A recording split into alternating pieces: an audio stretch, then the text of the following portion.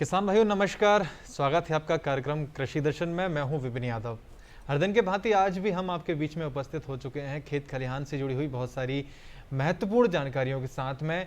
जैसा कि आप जानते हैं हर दिन एक नए नए विषय पर बात करते हैं। आज भी एक नया विषय है आपसे बात करने के लिए, आपसे साझा करने के लिए। किसान भाइयों, हम जानते हैं हमारी खेती में सबसे महत्वपूर्ण भाग होता है मृदा। जी हाँ, मिट्टी। अगर मिट्टी नहीं होगी तो हम खेती कैसे करेंगे? तो हमारा दायित्व ये बनता है कि हम मृदा की अच्छी तरीके से देखभाल करें और उसकी समय समय पर हम उसकी जो ज़रूरतें हैं उनको पूरा करें।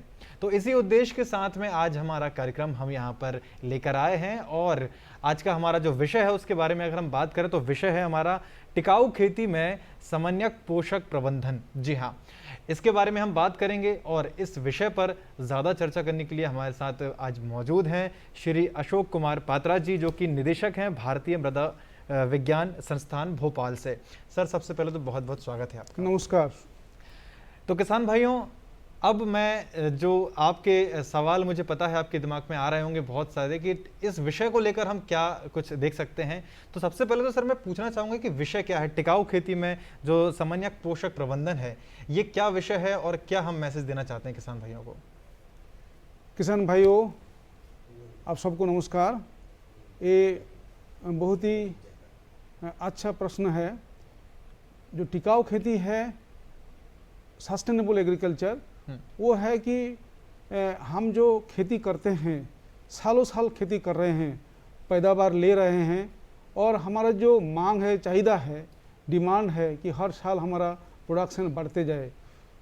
जो टिकाऊ खेती है कि वो जो प्रोडक्शन वो बढ़ता जाएगा और जो हम मृदा में रासायनिक खाद और तरह तरह जो चीज़ हम डालते हैं और नया नया किस्म का वैरायटी हम उगाते हैं, तो इसी में मृदा जो स्वास्थ्य है उनमें उसको इम्पैक्ट होता है। मतलब उसका जो गुणवत्ता है मृदा का और उसका ऊपर में उसका इफेक्ट आता है। तो ये जो हम प्रोडक्शन बढ़ेगा लेकिन हमारा जो गुणवत्ता है मृदा का, स्वास्थ्य है, वो कम नहीं होगा और उसके साथ साथ जो हम खाते हैं हमारा शरीर में भी उसका कोई मतलब गलत असर नहीं आएगा। और जो पानी में जो मृदा से जो हमारा अंडरग्राउंड वाटर है, जो ड्रिंकिंग वाटर है, उसका भी कंटामिनेशन नहीं होगा। और जो हमारा जो एटमॉस्फेयर है, एनवायरनमेंट है, जो वातावरण है, वो भी दूषित नहीं होगा। मतलब कम से कम दूषित हो, हमारा मृदा स्वास्थ्य में उसका कमी हो और पानी का भी कोई कमी ना हो, ये सब बरकरार रहे, ये सब टिकाऊ रहे आने वाले साल में। सालों साल देखो हमारा खेती चल रहा है हजारों साल से, लेकिन ये जो समस्या आ रहा है पिछले 50-60 साल में ये समस्या आ रहा है क्योंकि हम जो इंटेंसिव खेती करते जा रहे हैं, साथ साथ रासायनिक खाद बहुत डाल रहे हैं बिना सोच समझ करके, पेस्टिसाइड और भी केमिकल्स हर्बिसाइड्स हम डाल रहे हैं। तो इसमें हमारा मृदा स्वास्थ्य में उसका इम्पैक्ट हो रहा है, उसका असर हो रहा है, गलत असर हो रहा है। एक गलत असर ना हो, मिनिमम से मिनिमम हमारा जो क्लाइमेट चेंज है, जो हमारा ग्रीन हाउस गैस बोलते हैं, वो भी निकल रहा है। अगर अच्छी तरह हम मृदा स्वास्थ्य ना देखभाल करके अगर हम काम करें, जो संतुलित अगर हम जो रासायनिक खाद हम ना दे, तो ये सब समस्या आता है, तो उसको ना आए। बिल्कुल वही है टिकाऊ खेती। चलिए, तो ये हमने जाना हमारी टिकाऊ खेती का क्या है महत्व। तो सर मैं आपसे यहाँ पूछना चाहूँगा कि जैसे आपने कहा कि भाई संतुलित मात्रा में पोषक तत्व देना चाहिए, खाद देना चाहिए, रासायनिक तो क्या संतुलित पोषक तत्व हमें देना चाहिए इस टिकाऊ खेती में? देखिए, जो संतुलित जो फर्टिलाइजर्स है जी, उसमें हम जानते हैं कि हमारा जो पौधा है, जो कोई भी फसल हो, उसको तरह तरह का पोषक तत्व जरूरी पड़ता है। बिल्कुल 17 पोषक तत्व का जरूरी है अच्छा प्रोडक्शन के लिए, 17। अब हम लेकिन मुख्यतः जानते हैं कि नाइट्रोजन है जो यूरिया के थ्रू देते हैं, फॉस्फोरस डीएपी के थ्रू देते हैं, ऐसे म्यूरेट ऑफ पोटास है और भी मिक्स फर्टिलाइजर्स, तरह तरह केमिकल फर्टिलाइजर्स हैं। और माइक्रो न्यूट्रिएंट्स उसमें हमारा जिंक है, आपका आयरन है, कॉपर है, मैग्नीज, ऐसा करके बोरोन है, सेकेंडरी न्यूट्रिएंट सल्फर है, ऐसी 17 तत्व है। आप जो संतुलित बोलते हैं हम बैलेंस्ड, तो बैलेंस्ड में अगर कोई भी चीज, कोई भी फर्टिलाइजर कम हो मृदा में है, उसको अगर हम नहीं देते, कोई भी न्यूट्रिएंट पोषक तत्व कम हो, उसको अगर नहीं देंगे तो वो संतुलित नहीं होता है, इम्बैलेंस हो जाता है। तो जब भी हम टिकाऊ खेती की बात करेंगे और मृदा स्वास्थ्य की बात करेंगे तो हमको संतुलित मात्रा में जो पोषक तत्व वो देना बहुत ज़रूरी है। लेकिन किसान भाई अक्सर बहुत सारा कारण के वशत उन्होंने दे नहीं पाते हैं, लेकिन उसमें क्या है कि जो हमको प्रोडक्शन चाहिए वो फिर आ नहीं पाता है। तो जो डिफरेंट सोर्सेस है जी बैलेंस फर्टिलाइजर्स का, उसको देखते हुए और मृदा का रिक्वायरमेंट को देखते हुए जी और कौन सा फसल उगा रहे हैं, उसका कितना प्रोडक्शन चाहिए, ये सब को देखते हुए हमको संतुलित पोषक तत्व का देना बहुत जरूरी है। जी सर, आपने ये कहा कि भाई हमको आने वाली फसल को देखते हुए और मृदा की रिक्वायरमेंट्स क्या, यानी कि उसकी क्या ज़रूरत है उसके हिसाब से हमें देना चाहिए। तो ये ज़रूरत कैसे पता चलेगी किसान भाइयों को कि भाई ये इतनी ज़रूरत है, ये वाला खाद इतना देना है या जिंक इतना देना है, पोटाश इतना देना है, तो ये ज़रूरत है कहाँ से पता चलेगी? बहुत अच्छा आपने प्रश्न पूछा है और किसान भाइयों के लिए ये बहुत ही अच्छा मतलब लाभदायक होगा। जी देखिए, जो सॉयल में क्या है ये तो देख करके पता नहीं चलेगा, बिल्कुल, तो उसको हमको टेस्ट करना पड़ेगा। जैसे हमारा शरीर का क्या कमी है खून में, तो हम जाते हैं डिस्पेंसरी जाते हैं, टेस्ट कराते हैं। इसी तरह मृदा स्वास्थ्य में क्या चल रहा है, क्या वर्तमान स्थिति है, उसको देखने के लिए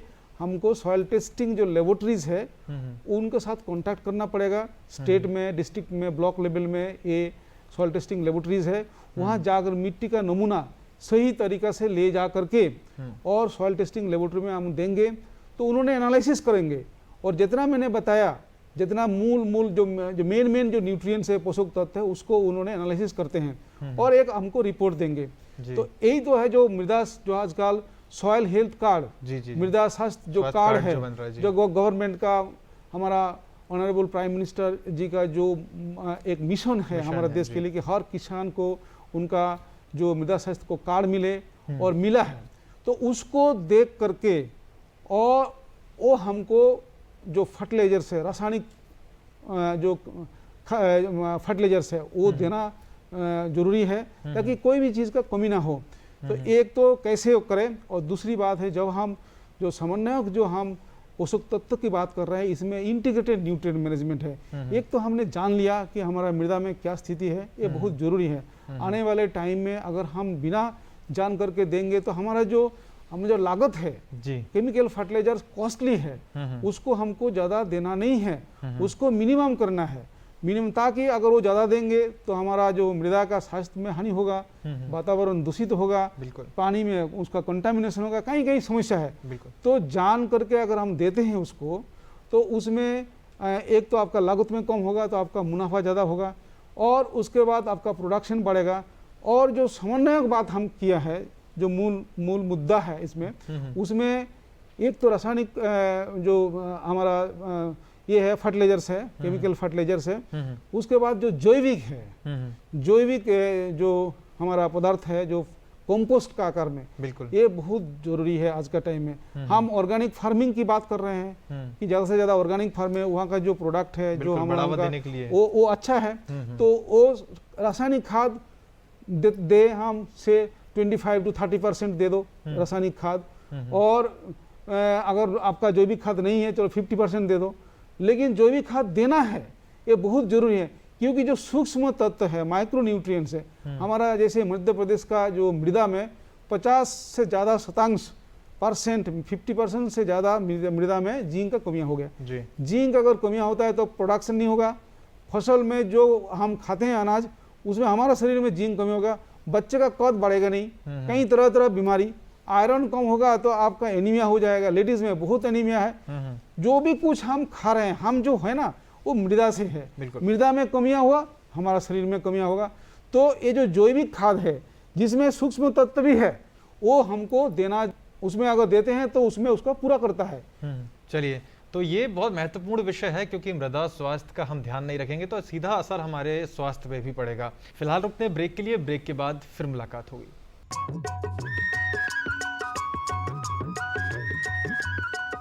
अरे भाई सुना नहीं क्या, केसीसी ने किसानों का जिंदगी बदल दिया है। देश के छोटे किसान 1,60,000 रुपये तक का कर्ज बिना किसी गारंटी को ले पाएंगे। ब्याज खोरों से भी पीछा छुटा। मैं तो जैविक खेती का पूरा सामान मंगा लिया। केसीसी का भी कोई दबाव नहीं है। ब्याज चुकाने के लिए पूरा 1 साल मिलता है। समय पर भुगतान करने पर केवल 4% के सालाना ब्याज पे लोन मिल गया मुझे। अपना आधार कार्ड, लेटेस्ट फोटो और जमीन के कागजात लेके अप्लाई करो बस। और नामांकन भरने के लिए जेब भी ढीली नहीं करनी पड़ी।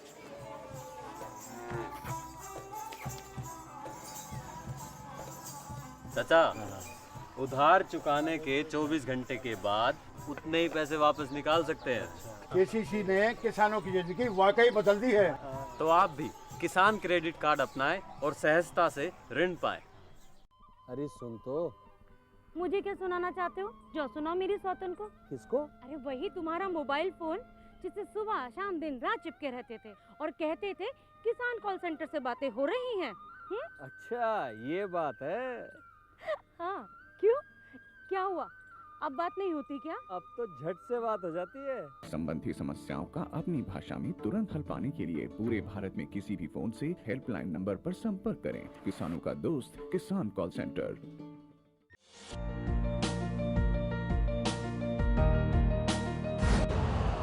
यूरिया का स्वदेशी उत्पादन 70 लाख टन बढ़ाने के लिए 6 उर्वरक संयंत्रों का उद्धार किया जा रहा है। FCIL के गोरखपुर, सिंदरी, तलचर और रामागुंडम संयंत्र, HFCL की बरौनी इकाई और BVFCL की नामरू फोर्थ। सोने पर सुहागा ये है कि देश में अब बनेगा सिर्फ नीम लेपित यूरिया, क्योंकि इससे होगा किसानों का फायदा ही फायदा। अनाज का उत्पादन 10% तक बढ़ेगा। बढ़ेगी 10 से 15% नाइट्रोजन क्षमता।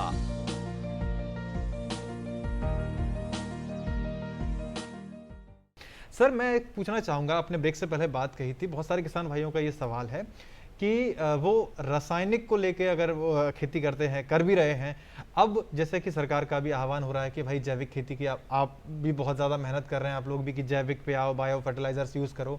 सीधे रूप से जो 17 पोषक तत्व हैं तो उनको हम किस तरीके से जैविक से और बायो फर्टिलाइजर से पूर्ति कर सकते हैं?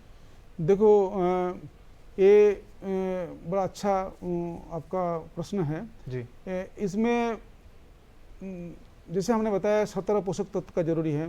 हम ये भी बताया कि ये जो आपने रासायनिक खाद, जैविक खाद, जैसे तरह तरह कंपोस्ट है, आपका वर्मी कंपोस्ट है, ये सब चीज़ जितना हम दे सकते हैं। देखो आज का टाइम में क्या है कि हमारा किसान भाई लोगों का घर में गाय भैंस का उसका जो नंबर वो कमते जा रहे हैं। उसका कारण है और मैकेनाइजेशन बढ़ रहा है। हम ज़्यादा से ज़्यादा आप ट्रैक्टर यूज़ कर रहे हैं, पहले बुलक से चलता था, अभी और भी मशीनरी बढ़ रहा है। बिल्कुल। तो जो हमारा जो एनिमल्स है वो हम घर में आजकल बहुत ही कम हो रहा है।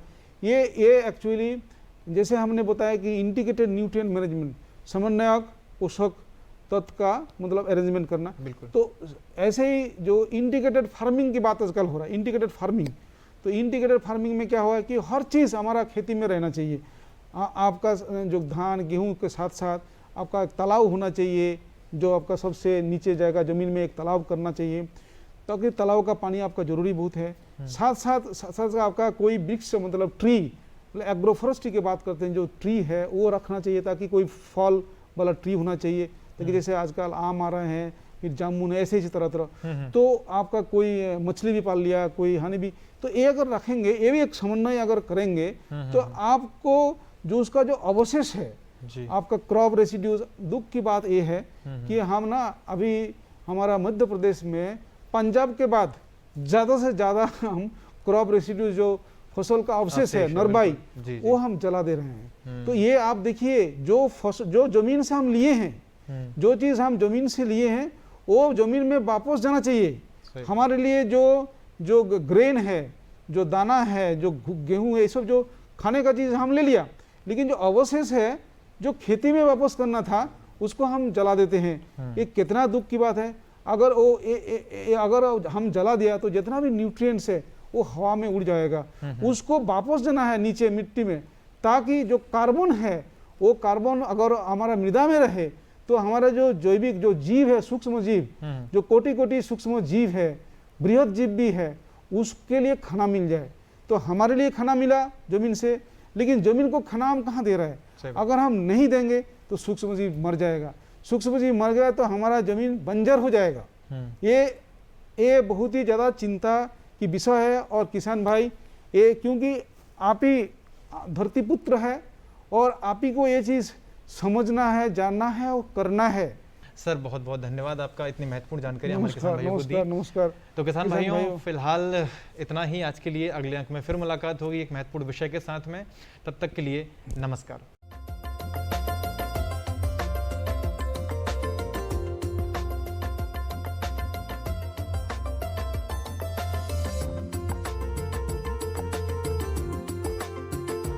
नमस्कार किसान भाई बहनों, खबरें खेती में आपका स्वागत है। ये नजर डालते हैं आज के प्रमुख समाचारों पर। 329 मिलियन टन बागवानी उत्पादन, किसान खाद बीज को न रहे परेशान। बकरी पालन से महिलाएं हुई आत्मनिर्भर, 1 लाख क्विंटल मूंग उड़द का हुआ उपार्जन। सब्जी की उत्कृष्ट खेती से बड़ी आमदनी। और अब खबरें विस्तार से। 329.86 मिलियन टन बागवानी उत्पादन। नई दिल्ली कृषि एवं किसान कल्याण मंत्रालय ने राज्यों, संघ राज्य क्षेत्रों व अन्य सरकारी स्रोत एजेंसियों से प्राप्त जानकारी के आधार पर विभिन्न बागवानी फसलों के क्षेत्र व उत्पादन का वर्ष 2020-21 का दूसरा अग्रिम अनुमान जारी कर दिया है। केंद्रीय कृषि एवं किसान कल्याण मंत्री नरेंद्र सिंह तोमर ने बताया कि प्रधानमंत्री के कुशल नेतृत्व में सरकार की किसान हितैषी नीतियां, किसानों के अथक परिश्रम व वैज्ञानिकों के शोध के फलस्वरूप वर्ष 2020-21 में बागवानी उत्पादन 329.86 मिलियन टन अब तक का सबसे अधिक होने का अनुमान है, जिसमें 2019-20 की तुलना में करीब 9.39 मिलियन टन 2.93% की वृद्धि परिलक्षित है। केंद्रीय मंत्री श्री तोमर ने बताया कि बागवानी फसलों के क्षेत्र व उत्पादन के दूसरे अग्रिम अनुमान के अनुसार फलों का उत्पादन वर्ष 2019-20 में प्राप्त 102.08 मिलियन टन की तुलना में इस साल 102.76 मिलियन टन होने का अनुमान है। सब्जियों का उत्पादन पिछले वर्ष के 188.28 मिलियन टन की तुलना में 196.27 मिलियन टन 4.42% की वृद्धि होने का अनुमान है। श्री तोमर के अनुसार प्याज का उत्पादन वर्ष 2019-20 में प्राप्त 26.09 मिलियन टन की तुलना में 26.92 मिलियन टन होने का अनुमान है। इसी तरह आलू का उत्पादन वर्ष 2019-20 में 48.56 मिलियन टन की तुलना में 53.69 मिलियन टन 10.55% की वृद्धि होने का अनुमान है। टमाटर का उत्पादन वर्ष 2019-20 में 20.55 मिलियन टन की तुलना में 21.00 मिलियन टन होने की सूचना प्राप्त हुई है। इसी प्रकार सुगंधित और औषधीय फसलों में 6.11 की वृद्धि दर्ज की गई है, अर्थात इसमें वर्ष 2019-20 में 0.73 मिलियन टन की तुलना में इस वर्ष 0.78 मिलियन टन उत्पादन का अनुमान है। बागान फसलों का उत्पादन पिछले वर्ष के 16.12 मिलियन टन से बढ़कर 16.60 मिलियन टन हो गया है। मसालों का उत्पादन पिछले वर्ष प्राप्त 10.14 मिलियन टन की तुलना में वर्ष 2020-21 में बढ़कर 10.54 मिलियन टन की वृद्धि इसमें हो चुकी है।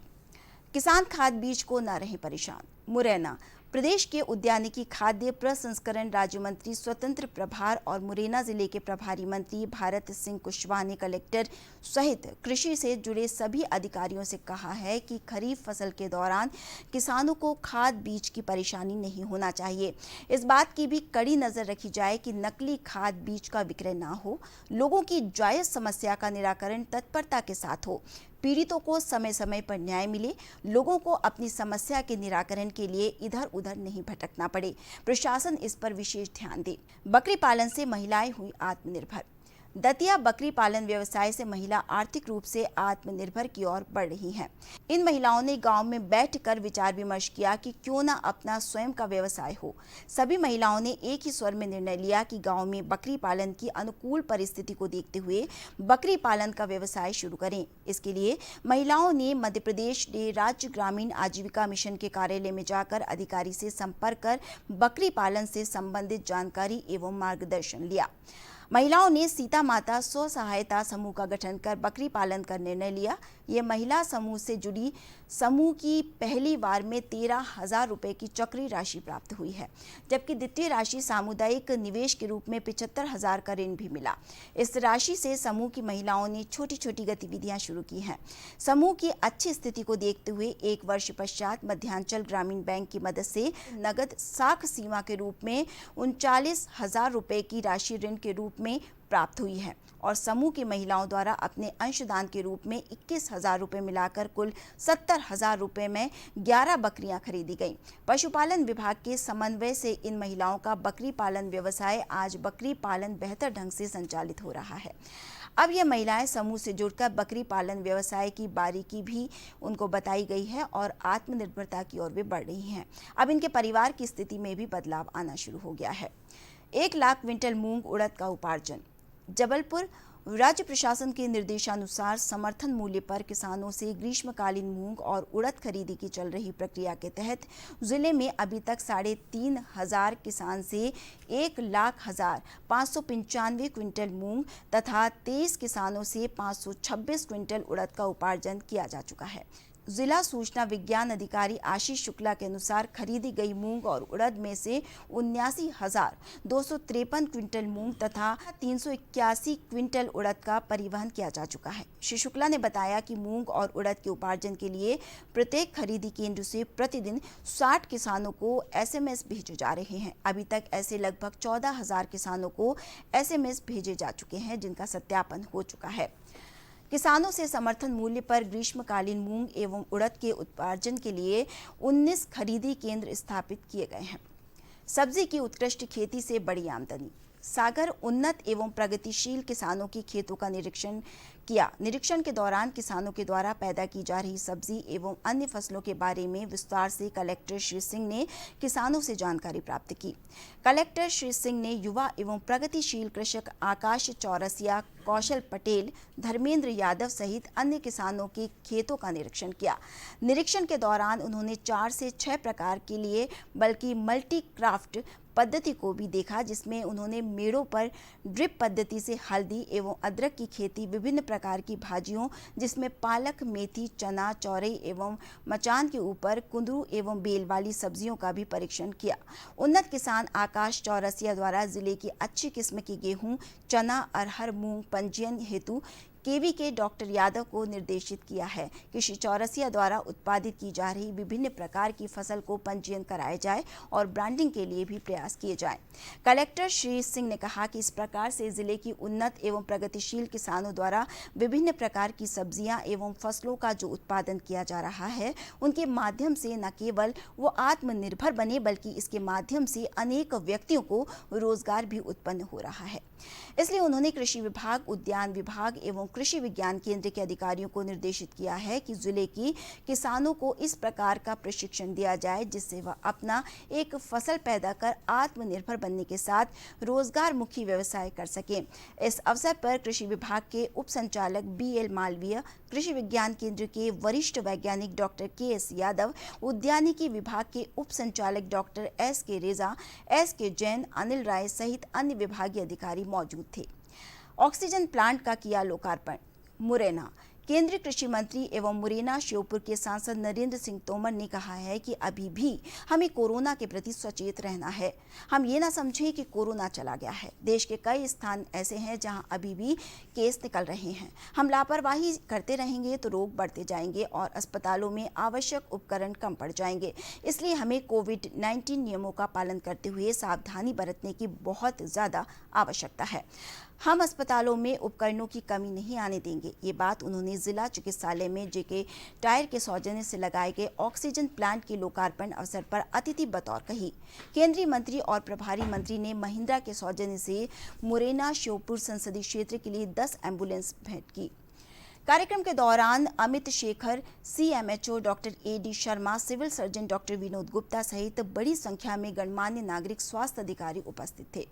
सिंचाई को बिजली उपलब्ध कराएं। भोपाल मध्य प्रदेश सरकार के पर्यावरण एवं बालाघाट जिले के प्रभारी मंत्री हरदीप सिंह डंग ने समीक्षा बैठक ली। इस दौरान उन्होंने बिजली विभाग के अधिकारियों को ग्रामीण क्षेत्रों में सिंचाई के लिए निर्धारित घंटों के दौरान बिजली प्रमुखता से उपलब्ध कराने के निर्देश दिए। बरसात में ट्रांसफार्मर खराब होने और खंभे या तार टूटने की स्थिति में अविलंब सुधारें। बिजली की खराबी की स्थिति में आमजनों की सहायता के लिए टोल फ्री नंबर 1912 का व्यापक प्रचार करें। ग्रामीण क्षेत्रों में दीवार पर भी ये नंबर लिखवाएं। श्री डंग ने निर्देश बालाघाट में विभिन्न विभागों की गतिविधियों की समीक्षा के दौरान दिए।